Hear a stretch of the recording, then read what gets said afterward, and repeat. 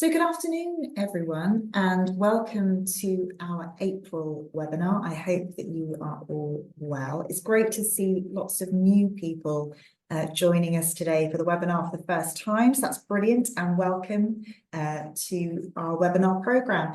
For those of you that are new, the aim of our webinars is that we deliver a webinar once a month, where it's an opportunity to hear from either myself, other members of the employment team here at Boyce Turner, or I have fantastic guest speakers who join me, really just to talk about things that are going on in the HR space. So be that legislative changes, whether that's changes in the employment tribunal system, or whether it's hearing about other things, other topics which are of interest to our HR and business manager audience. Maybe things that are on your HR agenda now, but certainly things that will be coming up in the future. If you don't know about Boyce Turner, we are a full-service commercial law firm based here in the Thames Valley in Reading, but we service clients throughout the UK, Europe, and also globally. So if you've got any issues, corporate, commercial, property disputes, or indeed employment or business immigration, then do get in touch with us. The webinar today, as ever, is recorded. We are live, and I will be sending out the recording link if you're unable to join us today. But also just to say that it is an overview. So please, if you've got any specific questions or queries, then do get in touch with me and I will be able to help. If we are not already connected, where have you been? Here is a link by the wizardry of QR codes. If you scan the screen, scan the QR code there, where it would be without a QR code, then you will be able to link in with me directly, and then you'll be able to find out all about what's going on in terms of employment law, what's going on in terms of invites to events, etc., etc. So lots of opportunity there to connect and find out what is going on. I am really, really excited. This is one of my favourite courses that I run every year, and I've been running it since 2017, and that is the HR Masterclass. It is such a great course, and I'm really super excited to have launched it for 2024. Goodness me, where does the time go? It's a course that is written for HR. It is your course.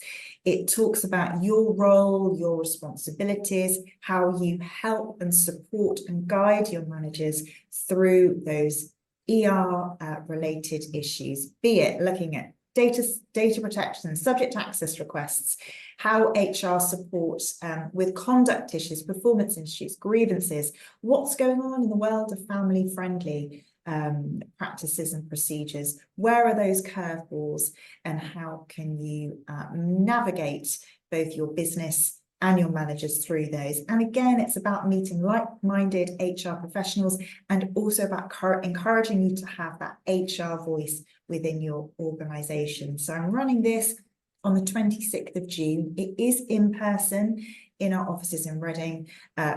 Easy to get to, super close to the train station, etc., etc. But it is a day course, so starting 9:30, finishing at 4. Why should you come to this course? Well, don't trust me, trust my wonderful masterclass alumni, because it is great. So it's a really nice day, lots of questions, lots of quizzes, case studies, etc. But a really good introduction to those who are perhaps new to HR, perhaps want a bit of an HR refresher, perhaps you've come back from a family break, career break, or if you want to find out more about being in HR, working in HR, and how you can, as I said, use the law, etc., to help and support your business. I'll be sending out invitations to this, and if that wasn't enough of a reason to come to the HR Masterclass this year, there is an early bird booking discount until the end of April. So get in quick, small group, classroom style, but a really good course for people to come and find out more about HR and how they can help. What else am I doing in the world of manager and HR training? Well, lots. It's been a really busy first quarter in the HR Training Academy. Lots of training around flexible working, and I'll be talking about that obviously in the webinar today, but lots of training around flexible working, what the new changes mean, what that looks like for your organisation. Staff representative training as well. I think this is one that perhaps HR don't really know about, or that we do. This is where if you're going through a collective consultation exercise, this is having an independent voice coming in, talking to your elected staff reps and just explaining to them what their role is. What's a staff rep? What do they do? How can they help and support not only their constituents, but also the business? So a really nice way to focus and support those who are in that employee representative role. So if that's something that your business is going through and you're thinking actually that might be something that would be beneficial for you, then again, do get in touch. Redundancy as well, some training there for managers around their roles and responsibilities, particularly around issues around scoring matrices, and again about consultation process. So what are the rules, what are the risks, and what are the responsibilities? So something to think about that. And again, you know, the manager masterclass, the essential manager course, it really is a great day course. We can split it into bite-sized chunks, virtual, online, etc. But it really is a nice course to introduce your managers, to give them the confidence, give them the tools, make them feel empowered to be able to help and support you in your role. So again, day-long course, but we can split it up. It's a really popular course. So if you want to find out more about that, then please do get in touch with me, and I can send you some more information about what that looks like. So to this webinar, what I wanted to do is obviously just follow on from the webinar that I ran in January. And if you want to find out everything about what we've been doing, look at previous webinars. We do have a YouTube channel where you can go back and rewatch or re-listen to our webinars and our podcasts as well. So I wanted to really take a step forward from what we talked about in January, where it was kind of a lot of information. And I know there's been a lot of information out there, a lot of updates, a lot of articles about what has changed in April. I thought what it might be quite useful to do today is to maybe take a little bit of a deeper dive in terms of, okay, what's the change? But also, what does this mean, and what might it mean in practice? What things maybe do we need to think about? What things maybe do we need to, think about updating and training our HR teams on, maybe our managers, and where are some of those sort of tricky issues and curveballs? So that's what I wanted to do today. As I said, if you want to find out more about the changes in themselves, and obviously the January changes, then do reach out. I can send you the previous webinars, or again, we do have a YouTube channel. So everyone's favorite topic, holiday pay. Now, as we know, there were some changes that happened in January of this year with regards to, really kind of bringing into UK law, the case law and the European law that we'd already, been working to and following, but making sure that once we sort of reached that endpoint in terms of, the Brexit process, making sure that we still had those protections within our UK system. So that was kind of the rationale behind it. We then saw that there were changes that were applicable to our irregular workers and our part-year workers, which didn't start in January per se, but would start where you had a holiday year starting from the 1st of April. So if your holiday year started on the 1st of April, so if you ran 1st of April to 31st of March, these are things that you can be doing now.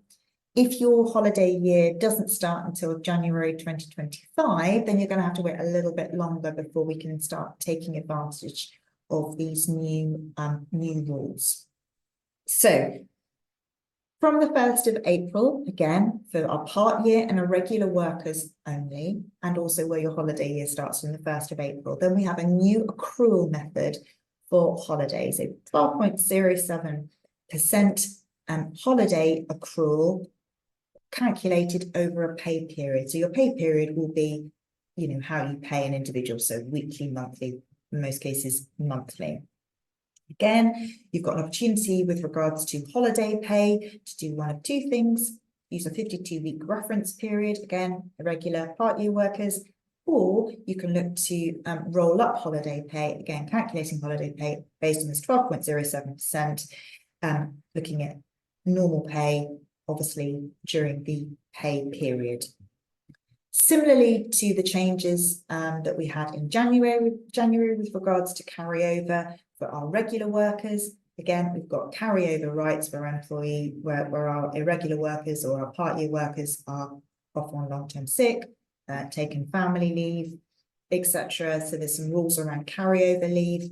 And again, looking at that holiday pay, when we think about the holiday pay for irregular and part-year workers, we don't have a distinction between basic salary, basic holiday, as in that 20-day EU holiday, and the additional holiday that we have under the working time regulations for irregular and part-year workers.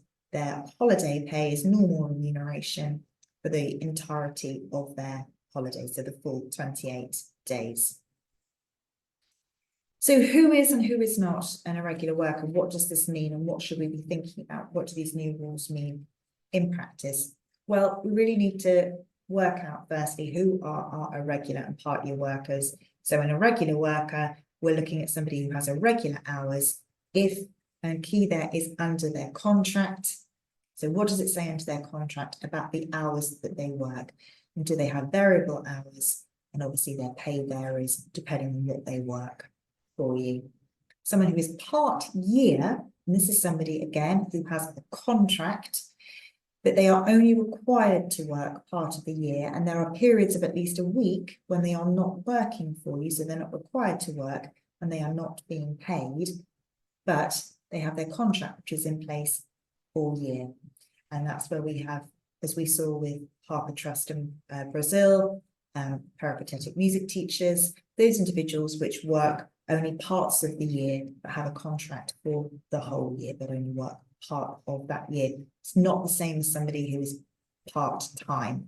And this is really where the issue around holiday pay for part-year workers caused so much of an issue following the Brazil case, because we ended up in a situation where individuals who work part-year are essentially getting more holiday than somebody who works the whole year but part-time.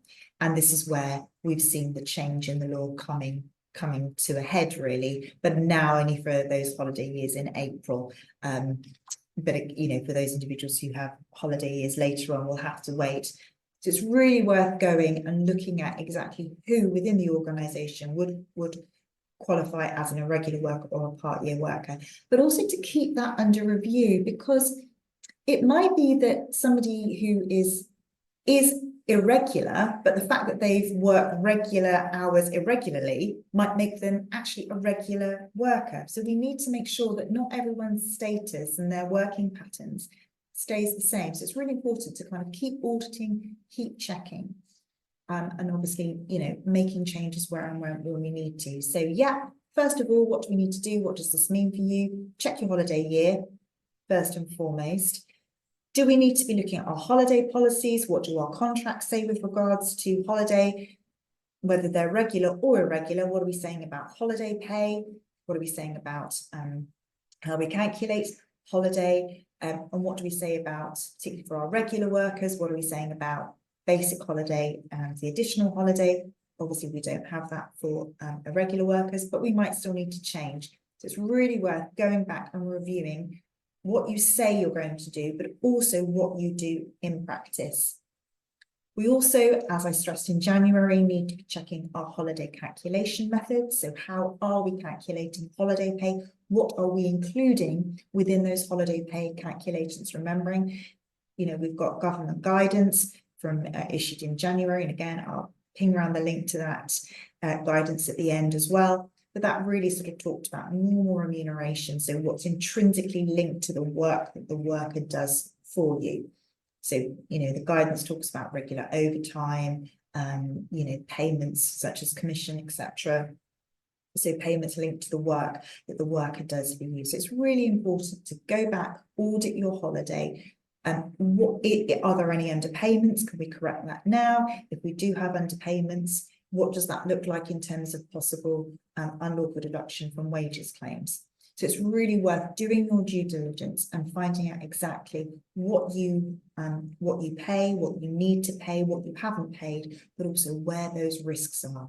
It's always worth knowing where the risks are, and then you can take a view as to what you want to do to mitigate those risks. And again, we're here to help in terms of holiday pay calculations and just to check what you're doing in terms of, what's being paid, what isn't being paid. So the holiday pay calculation, yes, it's important for our part year and irregular workers, but it is really important for our regular workers as well. So we can't forget those individuals whose pay does not change depending on the work that they do for you. So some key dates there to think about, whether that's January for your regulars, April for your irregular and part year workers, or maybe next year. And again, if we aren't lucky enough to be hit by those rules, then again, need to be thinking about what that looks like now for our part year and our irregular workers. Should say as well, if we are thinking about rolling up holiday pay for our irregular and part year workers, remember that we need to tell people that we're doing that. It may require some change in contracts and policies. So think about consultation. Are we hit by any potential trigger points there? So take advice. And also, if you are rolling up, so if you are caught by the new rules now, please do put that clearly on the pay slip. This is your pay and this is your holiday pay. So it's very, very clear and itemized exactly what the individual is being paid for. So there's some really key points there to remember if you are going to be rolling up holiday pay. So holiday pay continues to be, a bugbear of not only lawyers, but also HR as well. Those of you who may have caught the decision that came out a couple of days ago regarding British Airways, and talking about series of deductions and what is a series of deductions and when potentially is there a break in those series of deductions. So holiday pay continues to be a complicated area, particularly where you've got individuals who do different things in their pay packets, whether that's on-call monies, whether that's allowances, whether that's overtime, commission, continues to be an issue. And again, continues to be an issue where you do have people who earn different monies depending on what they work for you, if they're on different shift patterns. So it is something to really watch out for, really kind of focus on and work out exactly where your risks are. What are we paying people? Are we paying them too much? Are we paying them too little? But always remembering, go back to the contract. What do you say that you're going to do? And if you want to change that, if you want to change the contract, again, can't do that unilaterally. So we need to be thinking about consultation. So holiday again continues to be that issue for HR. And we talked about as well in January, so just giving you a bit of a refresher here, that obviously there were changes in April to the national living wage and the national minimum wage as well. Again, for apprenticeship rates. One thing just to flag here that I flagged back in January was that the age at which an individual receives that national living wage has gone up to 21 years. So we need to be looking at our workforce, checking ages, are people being paid the same? Are we, compliant with our obligations under the National Minimum Wage Act? Remembering, again, we've got that naming and shaming on, websites, government website, etc. And again, the risks of litigation and obviously, reputational damage, etc. Damages, costs of not complying with the national minimum wage. So a couple of things just to sort of flag on that point. We also saw, didn't we, changes to, as we see every April, changes again to those statutory rates of pay, again, statutory family leave, so maternity, paternity, bereavement, statutory parental bereavement leave, shared parental leave, adoption leave, changes there with regards to the rates of pay. So again, making sure that we've gone back and we're making sure that we've got those changes in place. Statutory sick pay has gone up as well to £116.75. So again, making sure that we've got those new pay rates embedded within our payroll departments. Is this a time to maybe think about what we're doing with sick pay? Is there something maybe we want to consider? looking at our sick pay rules. Again, always worth keeping these areas, you know, of benefits, etc., always, you know, on the radar. What are we doing? Are we paying what we should be, you know, compared to other employers? Could we do something differently? So again, it's worth just always keeping those things, you know, in the mind. Could we be doing something different? Should we? Remembering obviously these conversations about being that destination employer, retention and retaining staff and recruiting. Another change that we saw in April, and again, this is something that we see every April, are those rates of pay when it comes to tribunal compensation figures, as well as looking at a week's pay for the purposes of redundancy, statutory redundancy pay calculations. And again, that's now increased to £700. We can see there that the maximum compensation award is £115 and 115 and 115, or 12 months pay, whichever is the lower amount. So again, you know, unfair dismissal. You know, when I started, we were looking at £11,000-12,000. When I started as a lawyer, £11,000-12,000 is the maximum. So, you know, it has changed so much. And thinking now on why it's so important, thinking about, you know, HR masterclass, manager training, you know, manager essential course, managers knowing how to end employment fairly, having that fair reason. Again, remembering our 5 statutory fair reasons.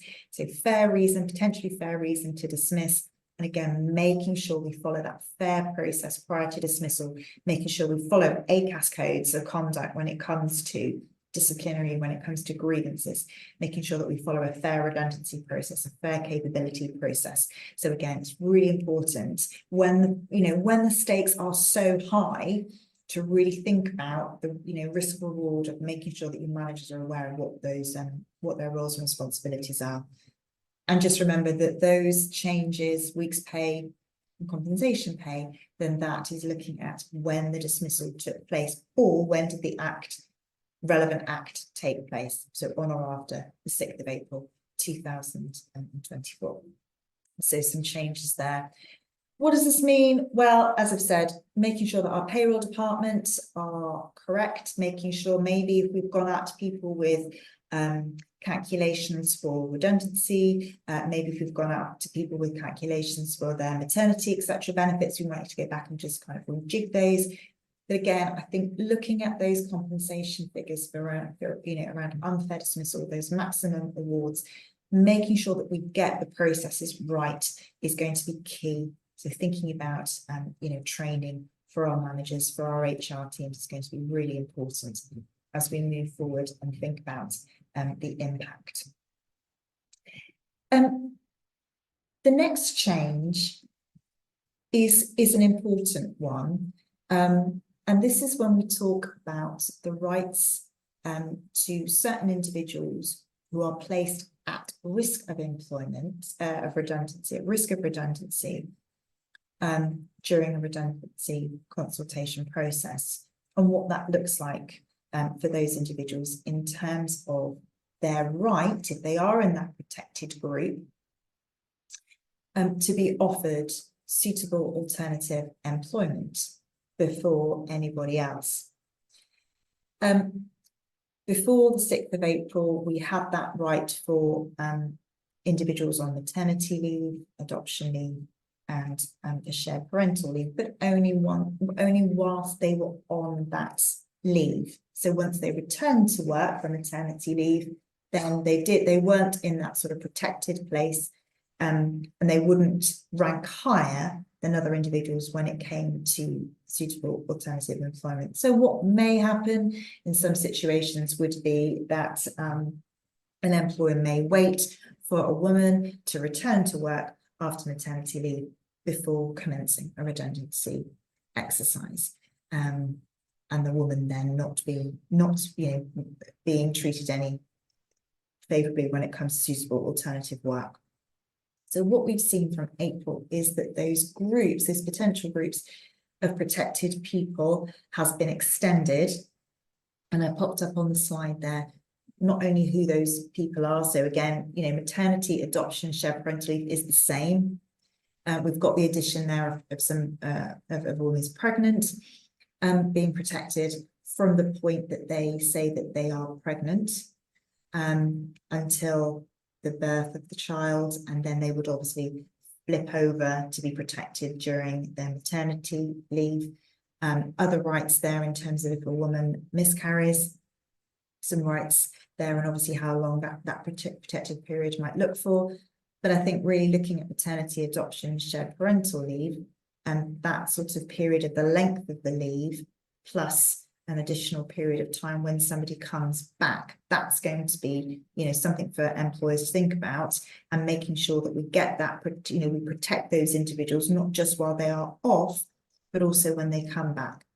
Just a word about the shared parental leave, couple of points there. If you've got an individual who's taken maternity or adoption leave and they take shared parental leave, they don't get double protection. They get the protection that they have under maternity and adoption leave. Also with shared parental leave, that protection is whilst you are on shared parental leave, but that additional right, that additional protected period only applies if you have been off on continuous shared parental leave for a minimum of 6 weeks. So just some things to watch with regards to shared parental leave. Now, I think this is one where employers would probably have been grappling with some of the issues anyway, because certainly, we've got individuals who could be on maternity leave, adoption leave, or shared parental leave, again, within those at-risk pools already. I think there are a couple of issues, and again, what does this mean? What do we need to maybe think about? What are some of the issues from an HR perspective that we need to be embedding in our redundancy processes, getting our managers up to speed, etc. I think one of the key things, and again, it might be something that, we might have to wait for case law on this, because, that's how sometimes these questions are answered, is when we get cases going through, certainly the appeal courts. There's certainly something around notification. So when, what is an employer being notified somebody is pregnant? Is it when somebody comes to you and says, look, I'm telling you this, it's very early days, but, I'm pregnant? Does it mean when somebody, gives you a MAP B1? Is it that formal email to HR? Is there going to be some pressure now on individuals to tell you that they are pregnant before the 12-week scan? So I think there are some issues around what does notification mean. Is it that the employer suspects or knew or ought reasonably to have known that? So, I think there's some sort of question marks around what does notification mean. Does this mean that employees who are on maternity leave, on adoption leave, or have come back from maternity leave and are within that sort of 6 months protected window, does it mean they can't be placed at risk of redundancy? No, it does not. Okay, it's not a prohibition on being selected for redundancy. Of course, caveat, you can't select somebody because they've been on family, because that would be discrimination. So yeah, all things being equal, and we've got a fair selection process that has been undertaken. No, it does not mean that somebody can't be, but again, as I said, all things being equal, and we're not selecting individuals. What it means is that if somebody does fall within one of those protected groups, that if there is a suitable alternative vacancy available, then they are offered that role before anybody else.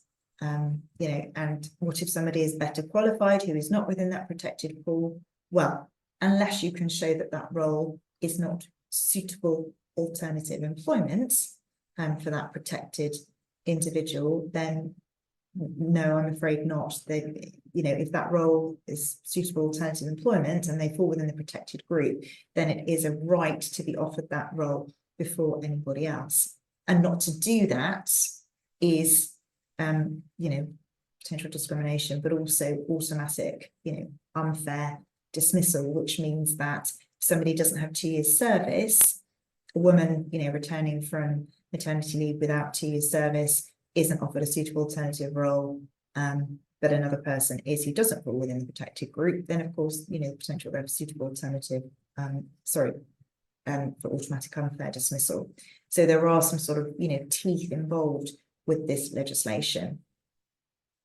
I think a really big issue for employers is going to be around the potential widening of not just the individuals who are potentially protected, but the length of time for which somebody is potentially protected. I think the issue is more around, I have got more people who are within this protected group, but I only have a very limited amount of suitable alternative roles. And what do I do? And that sort of conflict between, I've got people, I've got a few roles, but the law is telling me that if there is a job, it has to be offered. So how do I do that? And I think that's one where employers are going to have to take some advice, looking at, okay, what roles do you have? Are they really suitable alternative roles for the 4, 5, whatever individuals that will fall within that protected group within your at-risk group? So what does that look like? Because, you know, the law is sort of, you know, very sort of blunt on this. Protected person, suitable role, they get it. And it doesn't really work for all those nuances where you perhaps have other individuals, wider group now, protected people, and what does that look like? And how do we avoid the risk of automatic unfair dismissal claims, discrimination claims, you know, et cetera, et cetera. So I think this is going to be an issue for employers that they're going to have to navigate. Not only they're going to have to firstly remember everybody who has is either on leave, you know, the protected family leave, but also has returned within 6 months. And not only are we going to have to make sure that we've got kind of special flags against people, but we're also going to have to look at what roles potentially we have. Are they suitable? And how are we going to manage where we have perhaps multiple individuals, but very, very few suitable roles? So I think there's something here that we're going to have to look at quite closely, particularly where we're going through those redundancy processes. So I think watch this space on that. But if you are having issues and it is something that is that has become an issue, then, you know, I can't stress enough, you know, please do take advice, because, you know, automatic unfair dismissal claims, we've seen compensation there. We know that's increased. Discrimination claims, we know there's potential without limit on discrimination claims. So something really just to sort of watch out for, and really just for me to sort of flag to you at this stage. So redundancy protection was a biggie on the 6th of April. The other change is around flexible working. So yes, the sun did come up on the 2nd of April and the 7th of April, but I do think that there are going to be some nuances here that we're going to have to think about, and they may not crop up, you know, this month, but I think certainly as we move forward, I think they're going to be things that we need to think about, both in terms of what our policies say. So yes, we need to go back and we need to be looking at what our policies say, but also we need to be thinking about those curveballs. What does this look like in practice for our business? So what were the flexible working changes? Well, just a little bit of a recap for you all. We know that as of the 6th of April, the right to request, not the right to work, the right to request has become that day one right. So what does that mean? We're going to have to be much more mindful at the recruitment stage about what a flexible working request might look like for that role.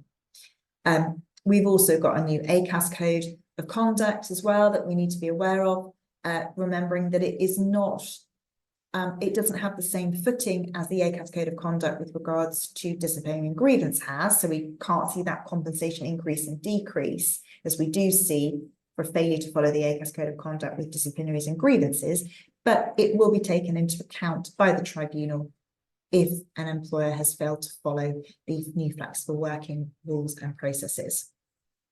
2 requests a year as opposed to 1. We've got that reduction in the sort of end-to-end time scale for being able to deal with requests from 3 months to 2 months, from the date of receipt to the date of appeal. Appeal decision, and we are going to have to, if the business is minded to reject a request, then the business must consult with the employee prior to making that decision. And that's really an opportunity for both parties to explore what the request looks like, explore options, talk about it. And so really, we are going to have to be much more organised, much more focused, and investigating whether we can or cannot accept a request is going to be very, very key. Where is our evidence? I'm doing lots of training on flexible working, as you can probably imagine, because it's such a huge change. Training for HR, but also training for business managers. If you're interested in running the flexible working revolution course virtually or in person, it's 90 minutes, 2 hours long, case studies, questions. We look at the changes in more detail. We look at what that means for your policies and for your processes, but we really focus on those curveballs. How can we navigate, the changes? What does this look like for us and our teams? And also we look at the risk areas as well. So it's really something to, think about doing. It's a 90-minute, 2-hour virtual course. If you want to run it virtually out of your day, managers on the call, chance to kind of, have some breakout time, have some discussion time. It's a really good course to really focus the mind on flexible working, what it means for your organisation, and where are some of the challenges for you and your business, and particularly looking at your specific sector as well, because as we know, one size does not fit all, and all businesses are different. So if you're interested in doing some training on flexible working, then again, happy to do that for you. And thank you as well to the businesses that I've done that for. It's been a really worthwhile, great feedback, really worthwhile exercise for them. So as well as family-friendly changes in flexible working, as well as changes in the redundancy, we've also seen changes with regards to paternity leave. So again, just to recap what this looks like. So paternity leave can now be taken, so from 6th of April, can be taken as either 2 weeks, as it is now. So it's 2 weeks. Statutory paternity leave is 2 weeks. So we can either take that 2 weeks as a 2-week block, back to back, or we can now take it as two non-consecutive 1-week blocks. So you might want to take a week directly after birth or adoption, and then you might want to take another week of adoption of paternity leave, 6 months, whatever time. What we do know is that you can only take this leave within the first 12 months following the birth or the adoption. So again, the idea is that it allows parents to be able to flex their leave rather than it being prescribed that you had to take either 2 weeks or 1 week within 56 days. We've now got 2 weeks or 2 non-consecutive weeks, again, within that 12-week period. So again, allowing employees to flex. Also, with regards to birth, yes, the employee needs to tell you 15 weeks before birth that they're intending to take the leave, that they qualify. That's for leave and obviously statutory paternity pay. But there's a little bit more flex now in terms of when individuals can tell you that they actually want to physically start the leave and obviously start their statutory paternity pay. And that's been reduced for birth. Adoptions is slightly different, just because the nature of adoptions, and we don't, in a lot of cases, have a lot of time to be able to sort of prep and prepare and tell employers. But in birth, it's 28 days. And also remembering that that's 28 days notice for each period of leave. So if your employees are proposing to take those 2 weeks in separate blocks, they would need to give you notice, 28 days notice before they wanted the leave to start. Now, there's some flex on that. It's, obviously reasonably practicable, and there might be situations where the employee needs to kind of change it because things might happen. So it's not to be prescriptive on that, but 28 days would be what we would like to see employees giving us, so that we can obviously make plans, etc. So think about how that's going to work in practice for your business. Think about if you've got notification provisions, do we need to be thinking about how that all works? Do we need to be changing forms? We need to be telling our managers that, they might be getting requests throughout the year. So, for example, if an employee, fast forward to December and their baby was born, this week, if an employee comes to the manager in December and says, oh, I want to take my week's paternity leave now, the manager says, oh, well, no, it's done. You've had your time. So again, just making sure that we've got managers that understand that paternity leave can be split, and how that all looks and how that works in practice. And again, that's something where keeping your managers up to speed, getting them up to knowledge so they know what's going on, how to react, being that good manager. So some changes there to paternity leave, and again, corresponding changes to paternity pay as well. Maybe longer paternity leave, that I know is something that is being thought about in certain circles. Watch this space, I think, on that. But there could be, as always, there are opportunities there for employers to look at their family-friendly rules. I've certainly been updating a lot of policies for employers. So again, if that's something that you want some help with, give me a shout. I've been updating their handbooks, updating their family policies, and actually it's been a really good exercise to actually look at what we're offering as employers in terms of pay and benefits, maternity, adoption, shared parental leave, and obviously paternity leave as well. So really, if you haven't done already, have a look at what you're doing. I've had some employers that don't pay any enhancement for maternity or adoption leave, but pay for paternity leave. So again, we've got a bit of a conflict there in terms of what types of benefits that we're offering our people. So it might be a really good opportunity just to kind of revisit and rethink where we are. And again, I'm doing a lot of contract reviews, a lot of handbook reviews at the moment as well. So again, in the team, get in touch if we can help. New leave that came in, and again, we saw carers leave coming in, again from 6th of April. So this is a right for employees. It's a day one right. So employees do not need any length of service to be able to qualify for this leave. It's up to 5 days leave, prorated, of course, for part-time staff. You only get one block of leave per employee. It's not per person that you might have caring responsibilities for. So it's 5 days, up to 5 days per employee. Dependent, the definition of dependent, so we're looking at somebody who is, a parent, child, partner, spouse. It might be somebody who relies on you for care, would reasonably rely on you for care. Somebody who lives with you, but not really kind of sort of tenants or lodgers. But then to my mind, it's like, well, somebody might be a tenant or a lodger, but then they reasonably rely on you for care. So I think, again, there's a little bit of sort of, well, how does the law sort of fit with the way people's lives are sometimes organised? And just remember, it's not for you as an employer to ask. We're not asking for evidence here. It's really relying on employees to say, look, I am taking carers leave.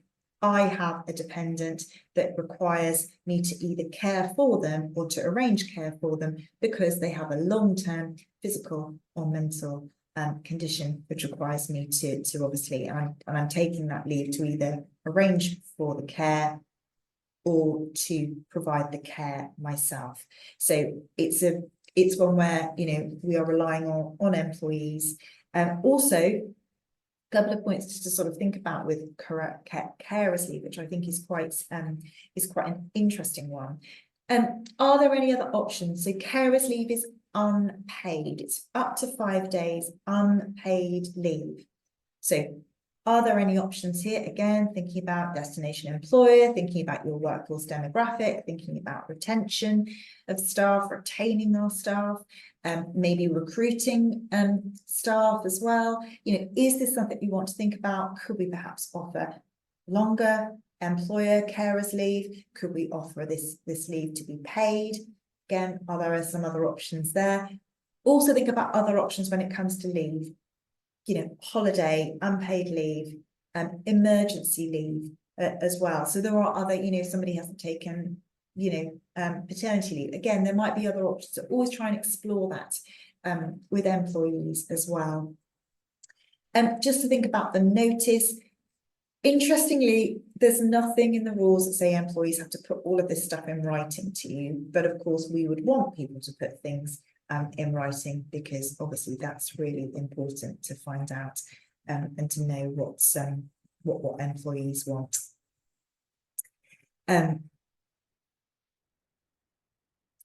Yeah, so just a question about carers leave. Yeah, there is flexibility in the way that carers leave is taken. So you don't have to take 5 days in a row.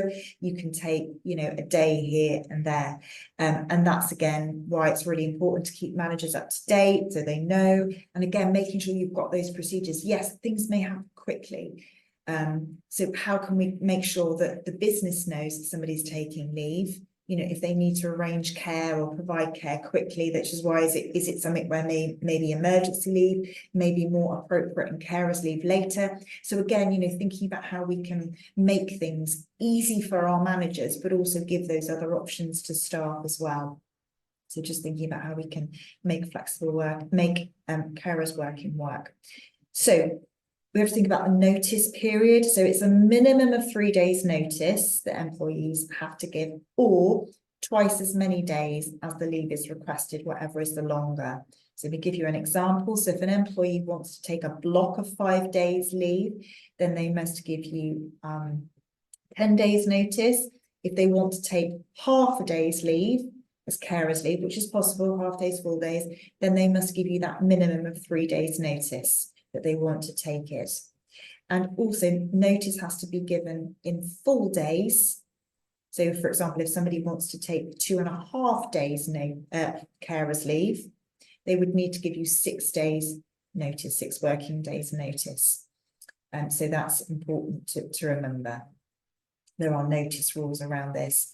An employer can't say no to leave, but they could postpone the leave again if it is reasonable to do so. So if there are those reasonable business requirements that would necessitate the postponing of leave, but again, it's only postponing it, it's not cancelling it. So we have to accommodate the leave within 1 month of the leave being requested of us. So that's something to think about. And again, weirdly, there's nothing in the rules that say an employee can kind of cancel their leave or change their leave, which just seems really strange. So it might be something where we want to adopt a more open approach, because things change. We might need a day, or hospital appointments get cancelled at short notice. So I think just being as flexible as you can with carers leave, but the key points are always making sure that the employee gives you notice, making sure that you're aware of why the employee is taking the leave, why they are not at work.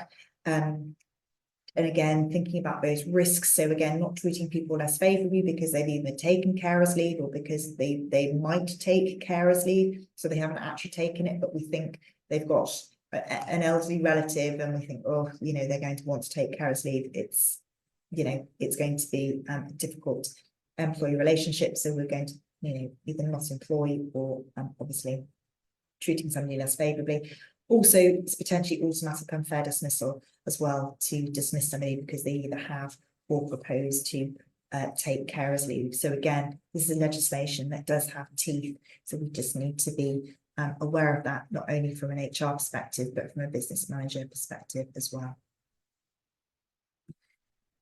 So carers leave is something that we're going to have to think about also with regards to our policies and our processes. What does that look like for our organisation? Do we need to have written policies? Do we need to obviously communicate those, tell staff that they now have this right to take carers leave?